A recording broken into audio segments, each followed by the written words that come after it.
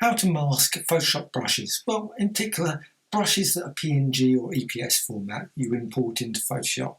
Now, first thing to do, just quickly go and select an actual EPS file or PNG file. And these ones are actually twirl designs. These are available on the Graphic Extras website, a whole range of different brushes. But if you don't want the edges, so you can see the edge there. It's a very sharp edge. Now, you might not want that. A great way around that is using masking. So first thing to do, just go File and Place, import it in. You could, of course, open it as well if you want. So once you've done that, you've got actually as a layer. So that's the key thing in layers. And then go to Layer and Layer Mask and Reveal All.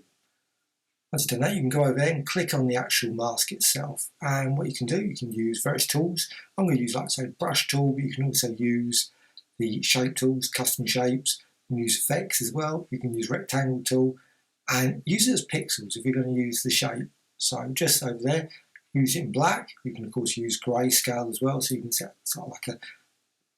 And then you just go around and just apply that design. You can see then you cut away from the original brush stroke. And you can use, like I say, circles. You don't have to use polygons. You can use a whole range of different shapes, custom shapes as well. Lots on Graphic Extras as well, of course, on the web. So once you've actually done that, you just go around that design. What you can also do, you can actually go to filter. Not all the filters are available, but some are. And you can see you can actually apply blurs. You can, of course, apply the blur brush strokes and all that sort of thing. Just blur around the edges if you want to do that as well. Right, once you've actually done that, you can just go back there, click on the actual brush layer and edit and define brush preset.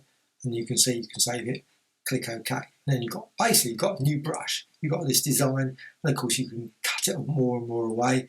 So variety of things. You can use different brushes as well. Use the sort of more blurry brush as well as the sharp edge brush. I'm going to resize it at this point. It's a bit too big.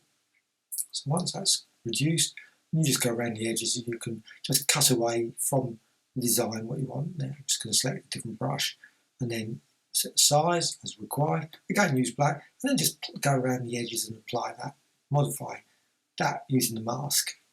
So once you've done that, again, you can just go back up to the edit menu and define that as a brush. Once you're happy, as long as you select, the key thing is, as long as you select the actual brush layer, not mask. You just won't see it, unfortunately, until you actually select the mask. So it's defined.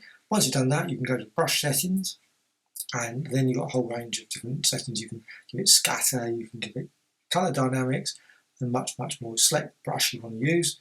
You can there modify the spacing, so you extend that out, and scattering, and so on and so on. Modify the size dynamics, etc., size jitter, and much more. Well, hope you found this of interest. Thank you much.